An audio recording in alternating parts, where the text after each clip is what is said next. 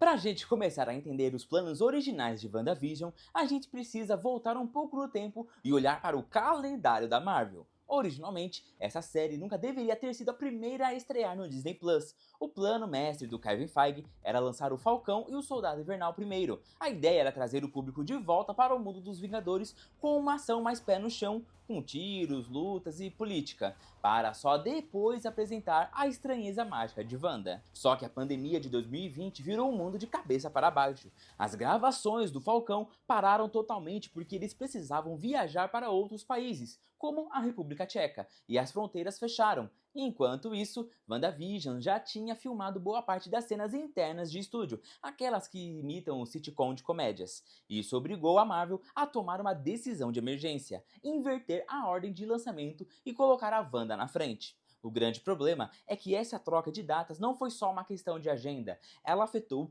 diretamente a história que estava sendo contada. A série foi escrita desde o início para ser uma introdução direto para o filme Doutor Estranho no Multiverso da Loucura. A ideia era que a série terminasse em uma sexta-feira e o filme estreasse na semana seguinte ou no mês seguinte. Como os filmes foram adiados por meses e até anos, a série ficou ali, flutuando sozinha no calendário, sem conexão imediata. Isso obrigou o diretor, Matt Shakman, e a roteirista Jack Schaffer a mudarem várias coisas na pós-produção e nas refilmagens para que a história fizesse sentido sozinha, sem depender de um filme que demoraria muito para sair.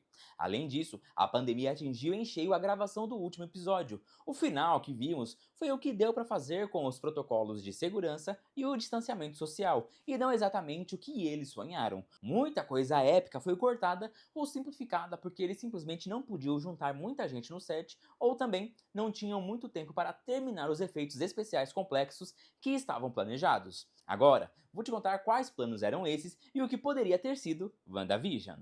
E se você curte o conteúdo do Nerdia e quer dar aquela força pro canal continuar crescendo, entra pro Clube Nerdia. Por só R$ 3,99 por mês, você ajuda a manter o canal no ar e ainda ganha prioridade nos comentários, agradecimentos aqui nos vídeos e emojis exclusivos. Sem fidelidade, é só pra apoiar mesmo. Valeu demais quem já faz parte do clube. A conexão perdida com o Doutor Estranho.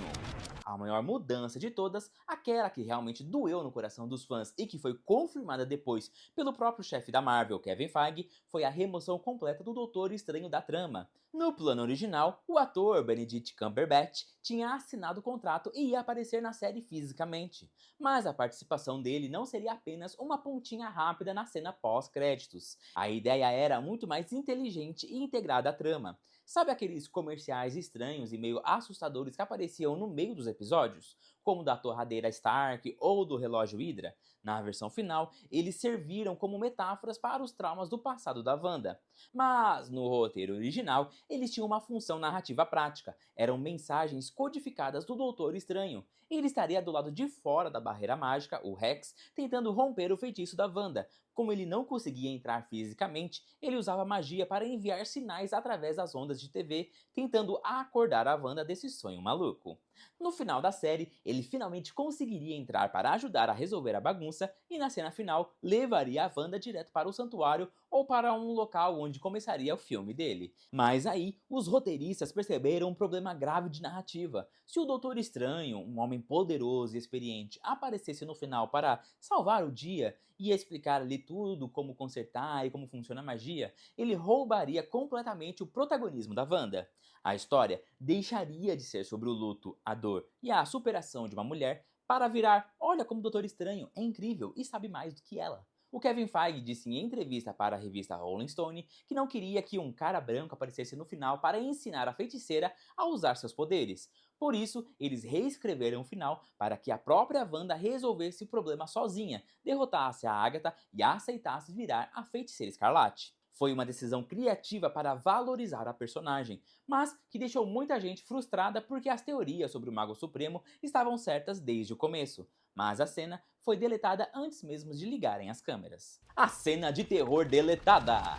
Essa é uma das histórias de bastidores mais bizarras e legais que foram cortadas e que a gente só ficou sabendo porque a equipe de efeitos visuais e o diretor resolveram contar tudo depois que a série acabou. Lembra do coelho da Agatha Harkness, o Sr. Scratch? Aquele coelhinho fofinho que aparecia o tempo todo no colo dela ou aparecia comendo insetos? Pois é, ele não era um coelho normal e muito menos um animal de estimação comum. Havia uma sequência inteira, longa e complexa filmada para o último episódio que foi cortada na edição final por pura falta de tempo para terminar os efeitos especiais. Na cena, a Mônica Rambeau e o falso Pietro decidiram invadir o porão da Agatha para roubar o livro de magia negra, o Darkhold, para tentar ajudar a Wanda.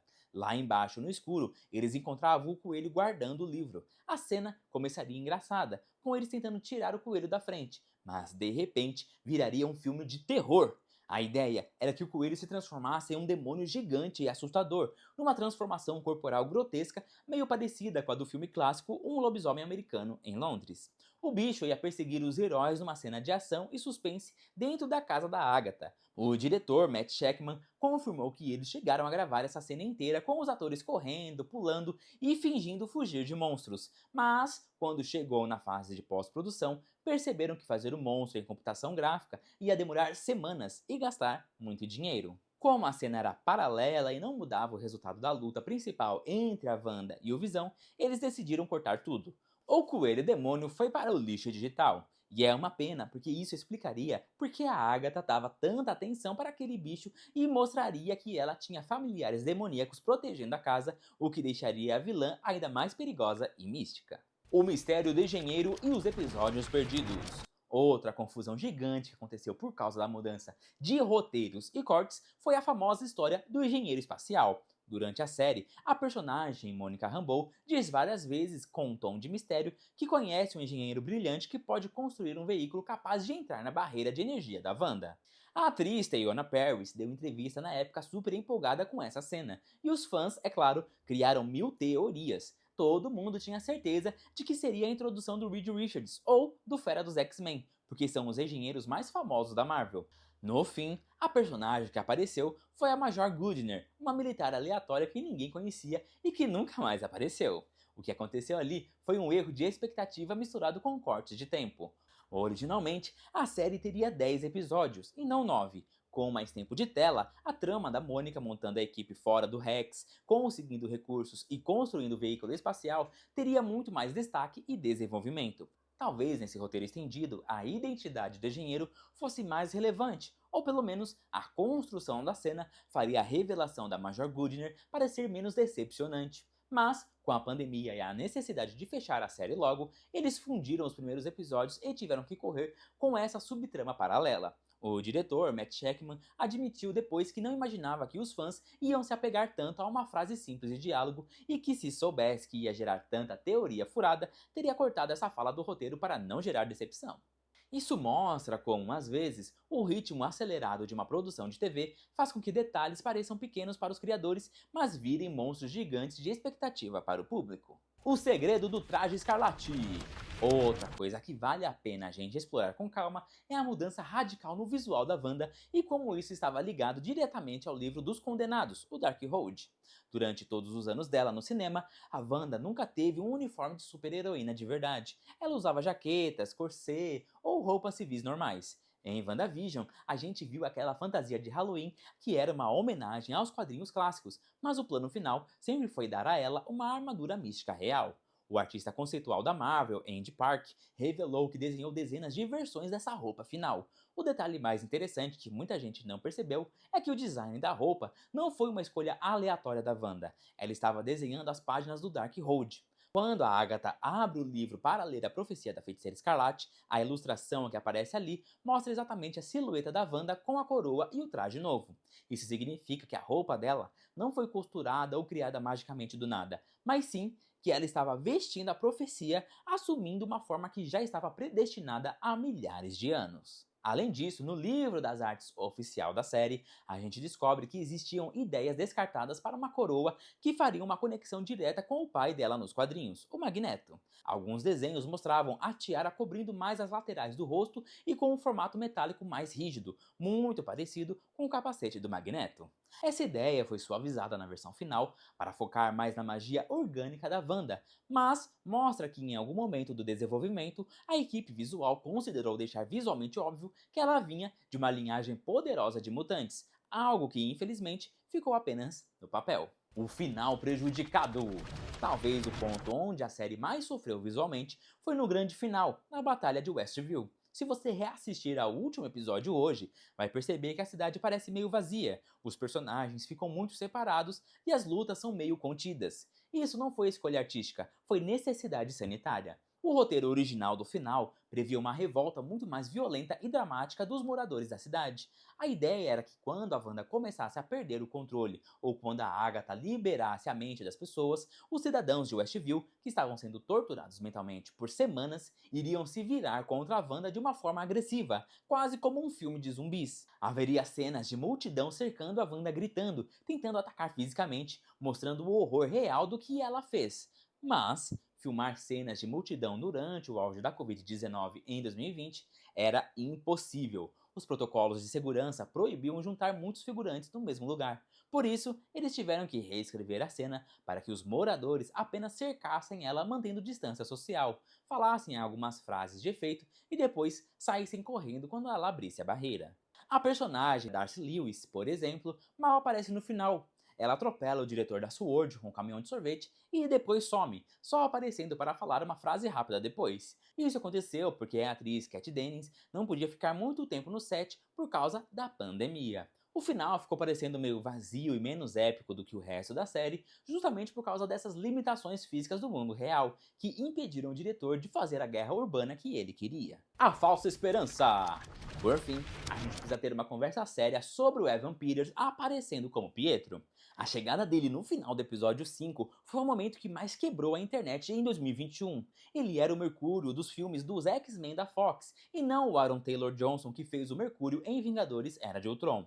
Todo mundo, sem exceção, achou que isso confirmava que o multiverso estava aberto e que os X-Men tinham chegado no universo da Marvel. No final, a série deu um banho de água fria revelando que ele era apenas um morador local chamado Ralph Bonner, um ator fracassado controlado pela magia da Agatha. Muita gente achou que isso foi uma piada de mau gosto com os fãs. A verdade dos bastidores é que a ideia original era realmente brincar com a expectativa do público, mas de um jeito muito calculado. A roteirista Jack Schaffer explicou que a intenção era colocar a gente, o público, na mesma posição da Wanda. A Wanda estava tão desesperada, tão cheia de dor e negação, que aceitaria qualquer versão do irmão, mesmo uma que tivesse o rosto diferente, contanto que trouxesse conforto.